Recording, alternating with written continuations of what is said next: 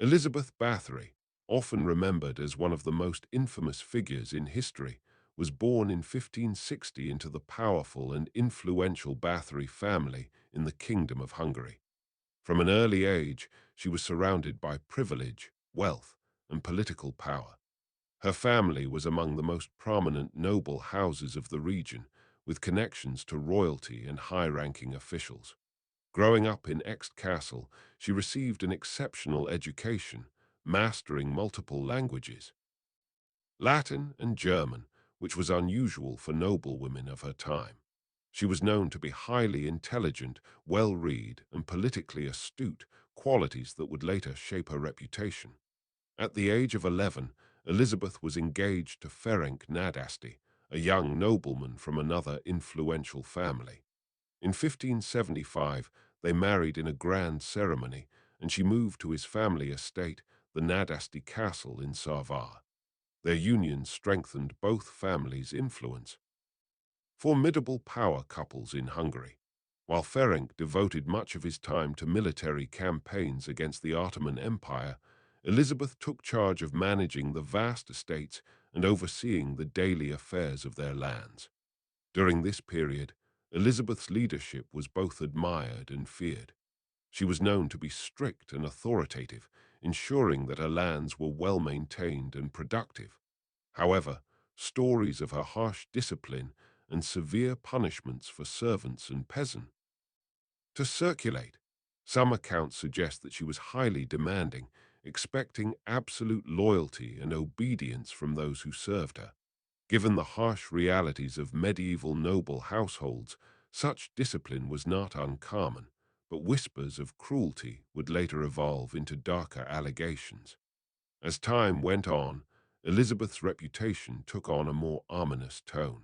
Some claim that her interest in maintaining control and order over her estates gradually escalated.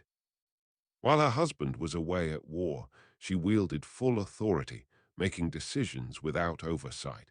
Despite these rumors, she remained a respected and influential noblewoman, even receiving frequent visits from high-ranking figures. For many years, Elizabeth's life appeared no different from that of other noblewomen of her status. She managed a household, raised her children, and played an essential role in her family's political and social affairs. But beneath this facade of array, the first signs of a much darker legacy were beginning to emerge, one that would ultimately cement her name in history as a figure of mystery, controversy, and legend. As the years passed, unsettling stories began to spread about Elizabeth Bathory's household. Servants and villagers whispered of young women disappearing, and rumors of severe punishments taking place within the castle walls grew more frequent. At first, these accounts were dismissed as exaggerated tales meant to tarnish reputation of a powerful noblewoman. However, the sheer number of reports made it difficult to ignore. Elizabeth had a reputation for being a strict and demanding lady of the house. It was not unusual for noblewomen of her status to discipline their servants, as maintaining control over a large household required authority. However, stories began to emerge that described more than just discipline. Some claimed that punishments went beyond what was considered acceptable. Treatment of maids and young women brought to serve in her household. It was said that she surrounded herself with loyal assistants who carried out her orders without question. The most disturbing claims suggested that Elizabeth's treatment of her servants became more extreme over time. Some accounts described her fascination with youth and beauty, leading to legends that she sought ways to maintain her own appearance. It was during this period that the infamous myth began to take shape. Claim that she bathed in the blood of young girls to preserve her youth. While there is no concrete historical evidence to support this legend, it became one of the most enduring stories associated with her name. By the early 1600s, the number of reported incidents had reached a breaking point. Families of young women who had gone missing started demanding answers. Local priests and minor nobles began documenting strange occurrences, and complaints were sent to her. Elizabeth's noble status protected her from immediate scrutiny. The pressure on the Hungarian court grew stronger. The accusations became too significant to ignore, and the king himself, Matthias Roman II, was urged to take action. The turning point came when members of lesser nobility, whose daughters had allegedly been sent to Elizabeth's court and never returned, began to speak out. Unlike commoners, these noble families had the influence to demand an investigation. At first, as Elizabeth belonged to one of the most powerful families in Hungary, but by 1610, the reports had reached Palatine György Thurzo, one of the most trusted officials in the kingdom. He was given orders to look into the case and determine whether there was truth behind the horrifying rumors. As Thurzo and his men began gathering evidence, testimonies from former servants and locals painted a grim picture. While some dismissed the claims as political slander, others insisted. Terrible had happened within the walls of Chachtis Castle. The stage was set for one of the most notorious investigations of the era, one that would lead to a shocking discovery and a trial unlike any other in history. By the winter of 1610, the growing number of allegations against Elizabeth Báthory had reached a critical point. György Thurzo, the powerful Palatine of Hungary and a longtime associate of the Báthory family, was tasked with uncovering the truth. While some accusations were exaggerated or politically motivated, others insisted that the horrors taking place within Chachtis Castle were very real. Determined to put an end to the rumors, Thurzo and his men devised a plan to enter the castle unannounced and find undeniable proof of wrongdoing. On the night of December 29, 1610, Thurzo and his men arrived at Chachtis Castle. What they reportedly discovered inside was enough to cement Elizabeth's legacy as one of history. According to later testimonies, the investigators found young women in terrible conditions, some injured, others in a state of distress. The discovery of bodies, whether in the castle or nearby, became one of the strongest pieces of evidence against her. While details of the scene vary depending on historical sources, this event marked the moment when Elizabeth Báthory lost her untouchable status as a noblewoman. Following her capture, Elizabeth was not taken to a public trial as expect for such serious accusations. As a member of one of Hungary's most powerful families, her fate was handled with discretion to avoid damaging the reputation of the nobility. Instead of standing before a judge, she was placed under house arrest in her own castle. The trials that followed, however, were held against her closest servants and alleged accomplices. These individuals, including her nurse and several trusted aides, faced intense questioning. Some of them under pressure, providing gruesome details that only fueled the growing legend surrounding their mistress. The testimonies collected during these proceedings were shocking.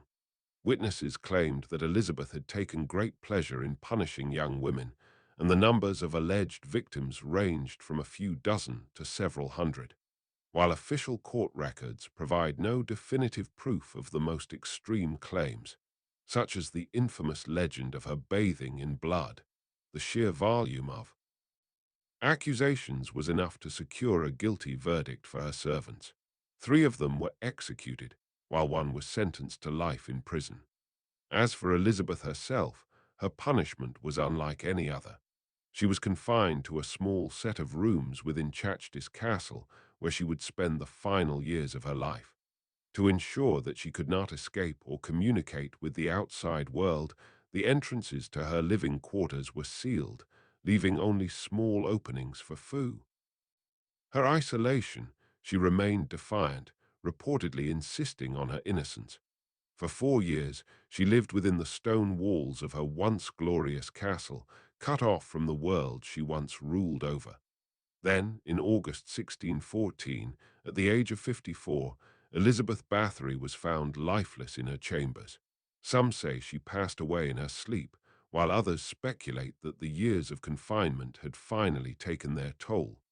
Regardless of how she met her end, her story Her death in 1614, Elizabeth Bathory's story did not fade into history. Instead, it grew into one of the most infamous legends of all time. Over the centuries, her name became synonymous with cruelty, and the tales surrounding her crimes only became more exaggerated. The most famous of these legends claimed that she bathed in the blood of young girls in an attempt to maintain her youth. While there is no historical evidence to confirm this, the story was repeat, central part of her dark reputation. One of the reasons Elizabeth's legend endured was the sheer mystery surrounding her case.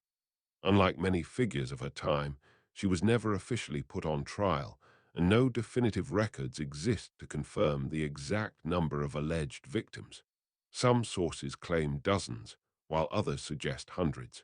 The lack of clear documentation left room for speculation, allowing writers and historians to shape her story into something even may have been. In the centuries that followed, Elizabeth Bathory's story inspired countless books, plays, and films. She became a symbol of Gothic horror, often compared to mythical figures like Count Dracula. In fact, some believe that her legend directly influenced Bram Stoker's famous novel Dracula, reinforcing the idea of a noble figure who preyed upon the young and innocent. Modern filmmakers and authors have continued to explore her character, portraying her as everything villain to a misunderstood woman caught in a web of political intrigue. But was she truly guilty of all the crimes attributed to her? Some historians believe that Elizabeth Bathory was the victim of a political plot. As a wealthy and powerful widow with vast estates, she had many enemies who stood to gain from her downfall. The fact that her trial never took place, combined with the extreme nature of the accusations, has led some to question whether she was deliberately framed. Others, that, while she may not have been as monstrous as legend suggests, there was likely some truth to the claims of mistreatment within her household. Today, Chachdis Castle stands in ruins, but it remains a place of fascination. Tourists and historians alike visit the site, drawn by the chilling history that surrounds it. Whether Elizabeth Bathory was one of history's most feared figures or a victim of exaggerated rumors, one thing is certain: her story has endured for over four, capturing the imagination of generations. Her name continues to be spoken, her legend retold in books, films, and folklore. The line between truth and myth may never be fully uncovered, but the legacy of the woman known as the Blood Countess will never be forgotten.